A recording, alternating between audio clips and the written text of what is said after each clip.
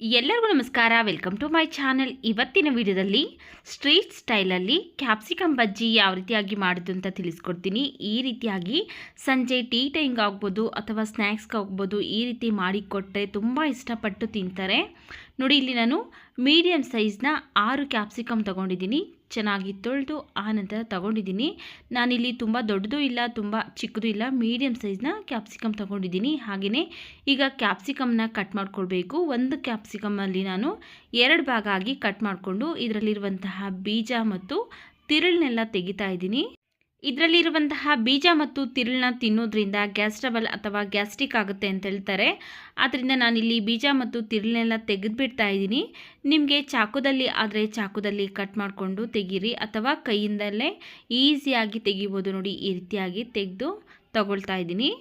ಎಲ್ಲ ಕ್ಯಾಪ್ಸಿಕಮಲ್ಲೂ ಸಹ ಬೀಜ ಮತ್ತು ತಿರುಳನ್ನೆಲ್ಲ ತೆಗೆದು ತಗೊಳ್ತೀನಿ. ನೋಡಿ, ಇಲ್ಲಿ ಎಲ್ಲ ಕ್ಯಾಪ್ಸಿಕಮಲ್ಲೂ ಸಹ ಬೀಜನೆಲ್ಲ ತೆಗೆದು ತೊಗೊಂಡಿದ್ದೀನಿ. ಈಗ ಇದನ್ನು ಸೈಡ್ಗೆ ಇಟ್ಟು ಒಂದು ಪಾತ್ರೆಗೆ ನಾನು ಕಡಲೆ ಹಿಟ್ಟನ್ನು ಹಾಕ್ಕೊಳ್ತಾ ಇದ್ದೀನಿ. ಕಡಲೆ ಹಿಟ್ಟನ್ನು ನಾವು ಜರಡಿ ಹಿಡಿದು ತಗೊಳ್ಬೇಕಾಗತ್ತೆ. ಯಾಕಂದರೆ ಕಲಿಸ್ಬೇಕಾದ್ರೆ ನಾವು ಅದರಲ್ಲಿ ಲಮ್ಸ್ ಅನ್ನೋದು ಆಗೋದಿಲ್ಲ, ಅಂದರೆ ಉಂಡೆ ಉಂಡೆ ಥರ ಇರೋದಿಲ್ಲ, ನೀಟಾಗಿ ಮಿಕ್ಸ್ ಆಗುತ್ತೆ. ನಾನಿಲ್ಲಿ 2 ಕಪ್ಪು ಕಡಲೆ ಹಿಟ್ಟನ್ನು ಹಾಕ್ಕೊಳ್ತಾ ಇದ್ದೀನಿ. ಕಡಲೆ ಹಿಟ್ಟನ್ನು ಹಾಕ್ಕೊಂಡು ಜರಡಿ ಇಟ್ಕೊಂಡಿದ್ದೀನಿ. ಈಗ ಇದಕ್ಕೆ ನಾನು 2 ಸ್ಪೂನ್ ಆಗೋಷ್ಟು ಅಕ್ಕಿ ಹಿಟ್ಟು ಹಾಕ್ಕೊಳ್ತಾ ಇದ್ದೀನಿ. ನಾನಿಲ್ಲಿ ಸೋಡಾ ಪುಡಿ ಹಾಕ್ಕೊಂಡಿಲ್ಲ, ಅದರಿಂದ ನಾನಿಲ್ಲಿ 2 ಸ್ಪೂನ್ ಅಕ್ಕಿ ಹಿಟ್ಟು ಹಾಕ್ಕೊಂಡಿದ್ದೀನಿ. 1 ಸ್ಪೂನ್ ರೆಡ್ ಚಿಲ್ಲಿ ಪೌಡರ್ ಹಾಕ್ಕೊಳ್ತಾ ಇದ್ದೀನಿ. ನೋಡಿಕೊಂಡು ನಿಮ್ಮ ಖಾರಕ್ಕೆ ಎಷ್ಟು ಬೇಕೋ ಅಷ್ಟು ನೀವು ಸೇರಿಸ್ಕೊಳ್ಳಿ. ಹಾಗೆಯೇ ರುಚಿಗೆ ತಕ್ಕಷ್ಟು ಉಪ್ಪು, ಅರ್ಧ ಟೀ ಸ್ಪೂನ್ ಓಂಕಾಳು ಅಥವಾ ಅಜ್ವೈನ್ನ ಈ ರೀತಿ ಕೈಯಿಂದ ಉಜ್ಜಿಬಿಟ್ಟು ಹಾಕ್ಕೊಳ್ತಾ ಇದ್ದೀನಿ. ಹಾಗೆಯೇ ಅರ್ಧ ಟೀ ಸ್ಪೂನ್ ಆಗೋಷ್ಟು ಗರಂ ಮಸಾಲ ಹಾಕ್ಕೊಂಡು ಇವಿಷ್ಟನ್ನು ಒಂದ್ಸರಿ ಮಿಕ್ಸ್ ಮಾಡ್ಕೊಳ್ತಾ ಇದ್ದೀನಿ ಸ್ಪೂನ್ನಲ್ಲೇ. ಈಗ ಇದಕ್ಕೆ ನಾವು ನೀರನ್ನು ಸೇರಿಸ್ಕೊಂಡು ಬಜ್ಜಿ ಹಿಟ್ಟನ್ನು ಅದಕ್ಕೆ ಕಲಿಸ್ಕೊಳ್ಬೇಕಾಗತ್ತೆ. ತುಂಬ ನೀರೆಲ್ಲ ಹಾಕೋದಕ್ಕೆ ಹೋಗಬೇಡಿ, ಸ್ವಲ್ಪ ಸ್ವಲ್ಪನೇ ನೋಡಿಕೊಂಡು ನೀವು ಬಜ್ಜಿ ಹಿಟ್ಟನ್ನು ಅದಕ್ಕೆ ಕಲಿಸ್ಕೊಳ್ಬೇಕಾಗತ್ತೆ. ತುಂಬ ತೆಳು ಹಾಕ್ಬಿಟ್ರೆ ತುಂಬ ತೆಳು ಆಗಿಬಿಡುತ್ತೆ. ಆಗ ನಾವು ಕ್ಯಾಪ್ಸಿಕಮ್ಗೆ ನೀಟಾಗಿ ಕೋಟಿಂಗ್ ಅನ್ನೋದು ಅಂಟ್ಕೊಳ್ಳೋದಿಲ್ಲ. ಆದ್ದರಿಂದ ಸ್ವಲ್ಪ ಸ್ವಲ್ಪನೇ ನೀರನ್ನು ಹಾಕ್ಕೊಳ್ತಾ ನಾವು ಬಜ್ಜಿ ಹಿಟ್ಟು, ಅಂದರೆ ನಾವು ಇಡ್ಲಿ ಮಾಡ್ಕೊಳ್ತೀವಲ್ಲ ಆ ಹಿಟ್ಟಿಗಿಂತೂ ಸ್ವಲ್ಪ ಗಟ್ಟಿ ಆಗಿರಬೇಕು. ತುಂಬ ತೆಳು ಇರಬಾರ್ದು, ಹಾಗೆಯೇ ತುಂಬ ಗಟ್ಟಿಯಾಗೂ ಇರಬಾರ್ದು.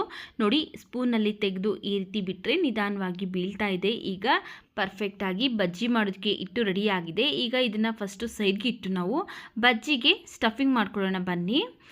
ಒಂದು ಮಿಕ್ಸಿಂಗ್ ಬೌಲ್ಗೆ ನಾನಿಲ್ಲಿ 2 ಕ್ಯಾರೆಟ್ನ ತುರಿದ್ಬಿಟ್ಟು ಸೇರಿಸ್ತಾ ಇದ್ದೀನಿ. ಹಾಗೆಯೇ 2 ಈರುಳ್ಳಿನೂ ಸಹ ಸಣ್ಣದಾಗಿ ಕಟ್ ಮಾಡಿ ಸೇರಿಸ್ತಾ ಇದ್ದೀನಿ. ಸ್ವಲ್ಪ ಸಣ್ಣದಾಗಿ ಕಟ್ ಮಾಡಿರುವಂತಹ ಕೊತ್ತಂಬರಿ ಸೊಪ್ಪು, ರುಚಿಗೆ ತಕ್ಕಷ್ಟು ಉಪ್ಪು, 1/4 spoon red chilli powder, 1/4 spoon garam masala, 1/4 spoon chaat masala ಹಾಕ್ಕೊಳ್ತಾ ಇದ್ದೀನಿ. ಹಾಗೆಯೇ ಒಂದು ಅರ್ಧ ನಿಂಬೆಹಣ್ಣಿನ ರಸನ ಇಟ್ಕೊಳ್ತಾ ಇದ್ದೀನಿ.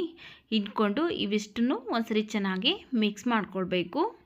ನಾವು ಕ್ಯಾಪ್ಸಿಕಮ್ ಬಜ್ಜಿನ ಹೊರಗಡೆ ಅಂಗಡಿಗಳೆಲ್ಲ ತಿಂದಾಗ ಯಾವ ರೀತಿಯಾಗಿ ಇರುತ್ತಲ್ಲ ಅದೇ ರೀತಿಯಾಗಿ ಅದೇ ಟೇಸ್ಟಿಯಾಗಿರುತ್ತೆ ಈ ರೀತಿ ಮಾಡಿಕೊಂಡು ತಿನ್ನೋದ್ರಿಂದ. ನೋಡಿ, ಈಗ ಮಿಕ್ಸ್ ಮಾಡ್ಕೊಂಡಾಗಿದೆ. ಇದನ್ನು ಸೈಡ್ಗೆ ಇಟ್ಟು ಫಸ್ಟೇ ಏನು ಬಜ್ಜಿ ಹಿಟ್ಟನ್ನು ಮಿಕ್ಸ್ ಮಾಡಿಟ್ಟಿದ್ರಲ್ಲ ಅದರಲ್ಲಿ ಈ ರೀತಿ ಕ್ಯಾಪ್ಸಿಕಮ್ನ ನೀಟಾಗಿ ಡಿಪ್ ಮಾಡಿ ಕ್ಯಾಪ್ಸಿಕಮ್ಗೆ ಈ ರೀತಿ ಇಟ್ಟು ಚೆನ್ನಾಗಿ ಕೋಟ್ ಆಗಬೇಕು. ಈಗ ಇದನ್ನು ತೆಗೆದು ಎಣ್ಣೆಯಲ್ಲಿ ಫ್ರೈ ಮಾಡ್ಕೊಳ್ಬೇಕು.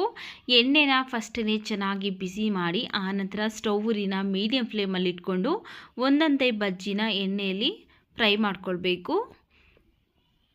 ಯಾವುದೇ ಕಾರಣಕ್ಕೂ ಐ ಫ್ಲೇಮಲ್ಲಿ ಇಡೋದಕ್ಕೆ ಹೋಗಬೇಡಿ. ಕ್ಯಾಪ್ಸಿಕಮ್ ಸ್ವಲ್ಪ ಲೇಟಾಗಿ ಬೇಯೋದು, ಆದ್ದರಿಂದ ನಾವು ಸ್ಟೌವಿನ ಮೀಡಿಯಮ್ ಫ್ಲೇಮಲ್ಲಿ ಇಟ್ಕೊಂಡು ಬೇಯಿಸ್ಕೊಳ್ಬೇಕು. ಹಾಗಂತ ಲೋ ಫ್ಲೇಮಲ್ಲೂ ಸಹ ಇಡೋದಕ್ಕೆ ಹೋಗಬೇಡಿ. ಯಾಕಂದರೆ ಲೋ ಫ್ಲೇಮಲ್ಲಿ ಇಟ್ಟರೆ ಬಜ್ಜಿ ಎಣ್ಣೆನೆಲ್ಲ ಚೆನ್ನಾಗಿ ಕುಡ್ಕೊಂಬಿಡುತ್ತೆ, ಅಂದರೆ ಎಣ್ಣೆನೆಲ್ಲ ಚೆನ್ನಾಗಿ ಹೀರ್ಕೊಂಬಿಡುತ್ತೆ. ಆದರೆ ನಾವು ಮೀಡಿಯಮ್ ಫ್ಲೇಮಲ್ಲೇ ಇಟ್ಕೊಂಡು ಚೆನ್ನಾಗಿ 2 ಕಡೆಯೂ ತಿರುಗಿಸ್ತಾ ಬೇಯಿಸ್ಕೊಳ್ಬೇಕು. ಲೈಟಾಗಿ ಗೋಲ್ಡನ್ ಕಲರ್ ಬರಬೇಕು. ನೋಡಿ, ಈ ರೀತಿಯಾಗಿ 2 ಕಡೆಯೂ ತಿರುಗಿಸ್ತಾ ಚೆನ್ನಾಗಿ ಬೇಯಿಸ್ಕೊಳ್ತಾ ಇದ್ದೀನಿ. ನೀವೇನಾದರೂ ಫಸ್ಟ್ ಟೈಮ್ ನಮ್ಮ ಚಾನಲ್ಗೆ ವಿಸಿಟ್ ಮಾಡಿ ನೋಡ್ತಾ ಇದ್ದರೆ ಪ್ಲೀಸ್ ನಮ್ಮ ಚಾನಲ್ಗೆ ಸಬ್ಸ್ಕ್ರೈಬ್ ಮಾಡಿಕೊಂಡು ಸಪೋರ್ಟ್ ಮಾಡಿ ಸ್ನೇಹಿತರೆ. ನೋಡಿ, ಈಗ ಬಜ್ಜಿ ರೆಡಿ ಆಗಿದೆ, ತೆಗೆದುಕೊಳ್ತಾ ಇದ್ದೀನಿ ಎಣ್ಣೆಯಿಂದ.